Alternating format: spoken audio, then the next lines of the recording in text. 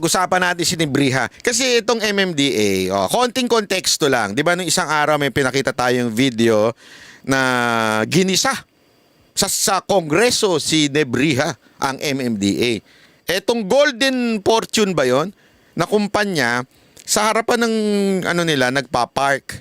Tapos, ang sabi daw, ang siste, hindi daw kasi nag-coordinate yung MMDA. Okay?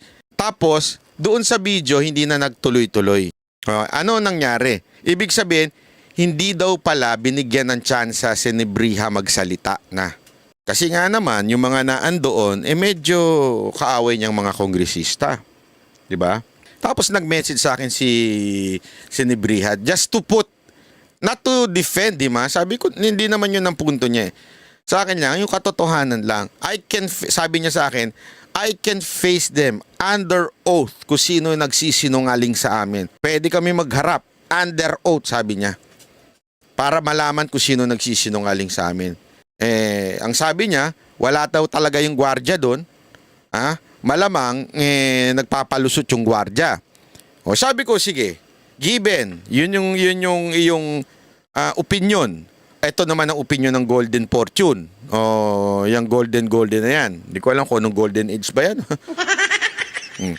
Tapos, eto siste. So tinanong ko sa kanya, boss, hindi daw kasi kayo nagko-coordinate. Meron ba kayong dokumento na nagpapakita na nagko-coordinate kayo? Alam mo, sinend niya sa akin. Ito yung dokumento na yun. Kaya nga sabi ko, ayan. Ito yung dokumento na yon na December 7 nangyari yung clearing operation. Okay? December 7 pa pala yun. Pero yung pagdinig nung nakaraan lang. December 7, December 6, nagsulat na sila. Sumulat na po sila ng doon sa i-clear nila ito sa Argelia. Argelia ba yun? Yun. Ito yung street. Ito po yung so sinabi po nila magkakaroon sila ng clearing operation at ito po ang pirma ng punong barangay. In other words po, nakipag-coordinate po sila. So ito pa yung isang dokumentong ipinakita. At nandyan, yung lahat ng barangay captain. Ito po, itong tatlong naka-highlight po, yan po yung lugar na sinasabing hindi sila nag-coordinate. So sa madaling salita po, pinapatunayan ng dokumento na ito na nag-coordinate si Nebriha o ang MMDA doon sa lugar at hindi gumalaw yung mga barangay. Okay, yun po yung panig ni Colonel Nebriha. Sabi ko nga sa loob-loob ko, kung ganun naman pala sir, eto suggestion ko lang kay Colonel Nebriha. Di ko alam kung pwede po ba ito. Kasi tila parang sinasabi ng Maynila na parang hindi kayo nagko-coordinate pero yung totoo pala nagko-coordinate kayo, di ba?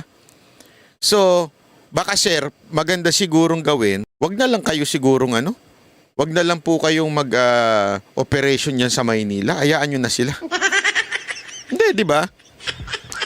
Sa akin baka naman pwede, Colonel Nebriha, pabayaan nyo na sila. Para at least, kung magka-traffic dyan, kung magkagulo sa street nila, kung nagkakaroon ng aberya, ang sisihin ng tao, yung mga sarili nilang LGU.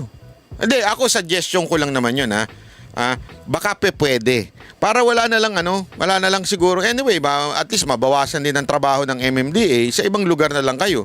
Yung gusto lang magpatulong, yun lang ang tulungan ninyo. Pero announce it. Since ganito ang Maynila, ayaw nila magpatulong, hindi na kami tutulong dyan, bahala kayo. Hindi, ganun, di ba?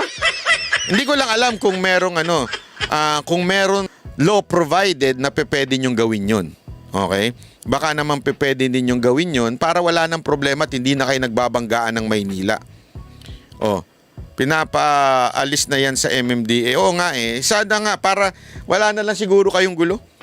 Anyway, makikita ngayon ng taong bayan yan kung sila ba ay effective na local government. Malalaman ngayon kung effective ba yung mayor nila o hindi. O yun na lang ang maganda. para tapos na usapan. Tas kayo, kuya-kuy na lang kayo sa bahay nyo. Kaya ang MMDA, mag-concentrate na lang sa EDSA. Yung, para ayaan nyo na yung iba kung ayaw nila. Kasi sa akin yun ang best solution dito eh. Nagmamatigas ang Maynila. Tapos nasisisi kayo. Sinasabi nyo wala namang kayong kasalanan. Wag na kayo siguro magpakialaman. Magano na, separate ways. Diba? Minsan, kailangan yun eh. Diba, kailangan talaga sa buhay yung pagkaayaw na magpakialaman. Yung ayaw mo ng maghiwalay na kayo. Diba? It's time to have separate lives.